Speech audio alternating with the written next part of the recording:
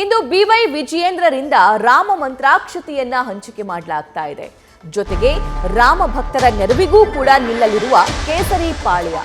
ಈಗಾಗಲೇ ಹಿಂದೂ ಪರ ಸಂಘಟನೆಗಳಿಂದ ಮಂತ್ರಾಕ್ಷತೆಯನ್ನ ರಾಜ್ಯದ ಎಲ್ಲಾ ಭಾಗದಲ್ಲೂ, ಕೇವಲ ರಾಜ್ಯ ಮಾತ್ರವಲ್ಲ ಇಡೀ ಭಾರತದಲ್ಲಿ ಹಂಚುವಂತಹ ಕೆಲಸ ಆಗ್ತಾ ಇದೆ.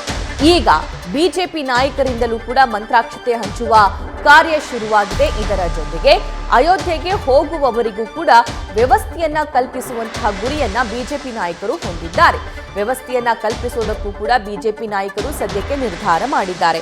ಈ ಬಗ್ಗೆ ಮತ್ತಷ್ಟು ಡೀಟೇಲ್ಸ್ ನಮ್ಮ ಪೊಲಿಟಿಕಲ್ ಕರೆಸ್ಪಾಂಡೆಂಟ್ ಗಣಪತಿ ನೀಡ್ತಾ ಹೋಗ್ತಾರೆ. ಗಣಪತಿ, ಇವತ್ತು ವಿಜೇಂದ್ರ ಅವರು ಮಂತ್ರಾಕ್ಷತೆಯನ್ನ ಹಂಚಿಕೆ ಮಾಡ್ತಾರಂತೆ, ಹಾಗಾದ್ರೆ ಆ ಕೆಲಸ ಎಲ್ಲಾಗುತ್ತೆ? ಅದರ ಜೊತೆಗೆ ರಾಮ ಭಕ್ತರಿಗೆ ಇವತ್ತು ಸಹಾಯ ಮಾಡ್ತಾರಂತೆ, ಏನದು ಸಹಾಯ? ಖಂಡಿತ ಸಭಾ, ಈಗಾಗಲೇ ಅಯೋಧ್ಯೆಯ ಪ್ರತಿಷ್ಠಾಪನೆ ಅಂದರೆ ಜನವರಿ 22ರಂದು ನಡೆಯುವಂತಹ ರಾಮನ ಪ್ರತಿಷ್ಠಾಪನೆಗೆ ಸಂಬಂಧಪಟ್ಟಂಗೆ ಒಂದಷ್ಟು ಬಿಜೆಪಿ ನಾಯಕರು ಕೂಡ ರಾಮನ ಹೆಸರಿನಲ್ಲಿ ವೋಟ್ ಪಡೀಲಿಕ್ಕೆ ಒಂದಷ್ಟು ಸಿದ್ಧತೆಗಳನ್ನ ಮಾಡ್ಕೊಂಡಿರುವಂಥದ್ದು. ಮಂತ್ರಾಕ್ಷತೆ ಕಾರ್ಯಕ್ರಮ ವಿಜೇಂದ್ರ ಅವರು ಸೇರಿದಂತೆ ಯಡಿಯೂರಪ್ಪನವರು ಕೂಡ ಇವತ್ತು ಮನೆ ಮನೆಗೂ ತೆರಳಿ ಮಂತ್ರಾಕ್ಷತೆಯನ್ನು ಕೊಡಲಿಕ್ಕೆ ಈಗಾಗಲೇ ಸಿದ್ಧತೆಗಳನ್ನು ಮಾಡ್ಕೊಂಡಿರುವಂಥದ್ದು. ಯಡಿಯೂರಪ್ಪನವರು ಡಾಲರ್ಸ್ ಕಾಲೋನಿಯಲ್ಲೂ ಕೂಡ ಮಂತ್ರಾಕ್ಷತೆಯ ಕೊಡುವಂಥ ಕಾರ್ಯಕ್ರಮ ಮಾಡಿದ್ರೆ, ಅದೇ ರೀತಿಯಾಗಿ ಶೇಷಾದ್ರಿಪುರಂನಲ್ಲಿ ವಿಜೇಂದ್ರ ಅವರು ಕೂಡ ಮಂತ್ರಾಕ್ಷತೆ ಹಂಚುವಂಥ ಕಾರ್ಯಕ್ರಮವನ್ನು ಮಾಡ್ತಿರುವಂಥದ್ದು. ಈಗ ವಿಶೇಷವಾಗಿ ಪ್ರವಾಸದ ಭಾಗ್ಯದ ವಿಚಾರವಾಗಿ ನಾವು ತಿಳ್ಕೊಳ್ಳೋದಾದರೆ ನೋಡಿ, ಪ್ರಮುಖವಾಗಿ 22ನೇ ತಾರೀಕು ಪೂಜೆ ಕೈಂಕರ್ಯಗಳು ನಡೆದ್ರೆ, ಅದಾದ ಬಳಿಕ ಸುಮಾರು 1 ತಿಂಗಳ ಕಾಲ ಅಲ್ಲಿ ವಿಶೇಷ ಪೂಜೆ ಕೂಡ ನಡೆಯುತ್ತೆ ಅಯೋಧ್ಯೆಯಲ್ಲಿ.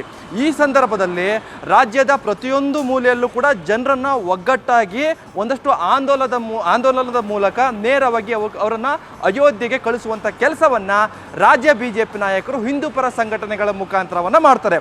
ಕೇವಲ ಇದು ರಾಜ್ಯ ನಾಯಕರ ತೀರ್ಮಾನ ಅಲ್ಲ, ಹೈಕಮಾಂಡ್ ನಾಯಕರು ಕೂಡ ಒಂದಷ್ಟು ಸೂಚನೆಯನ್ನು ಕೊಟ್ಟಿದ್ದಾರೆ. ಅಂದರೆ ಸ್ಥಳೀಯವಾಗಿ 22ರ ನಂತರ ಯಾರೆಲ್ಲ ದೇವಸ್ಥಾನಕ್ಕೆ ಬರಬೇಕು, ಯಾರೆಲ್ಲ ಅಯೋಧ್ಯೆಗೆ ಹೋಗಬೇಕು, ಅವರಿಗೆ ಆರ್ಥಿಕವಾಗಿ ಸಹಾಯ ಆಗಿರ್ಬೋದು, ಜೊತೆಗೆ ಅವರಿಗೆ ಸಾರಿಗೆ ವ್ಯವಸ್ಥೆಗಳಾಗಿರ್ಬೋದು, ಈ ಎಲ್ಲ ನಿಟ್ಟಿನಲ್ಲಿ ಒಂದು ತಂಡೋಪವಾಗಿ ಅವರನ್ನು ಕಳಿಸ್ಕೊಡುವಂಥ ಕೆಲಸವನ್ನು ಸ್ಥಳೀಯ ನಾಯಕರು, ಮಾಜಿ ಶಾಸಕರಿರ್ಬೋದು, ಹಾಲಿ ಶಾಸಕರಿರ್ಬೋದು, ಹಾಗೆ ಸಂಸದರು ಕೂಡ ಈ ರೀತಿಯಾದಂಥ ಆರ್ಥಿಕವಾದಂಥ ಸೇವೆಗಳನ್ನ ಮಾಡಲಿಕ್ಕೆ ಈಗಾಗಲೇ ಸಿದ್ಧತೆಗಳನ್ನ ಮಾಡ್ಕೊಂಡಿರುವಂಥದ್ದು.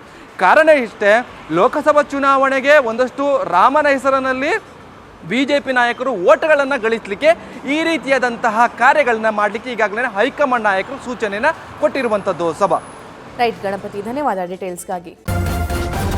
ನ್ಯೂಸ್ ಫಸ್ಟ್, ನಿರ್ಭೀತಿಯಿಂದ ನಿಮ್ಮ ಪರವಾಗಿ.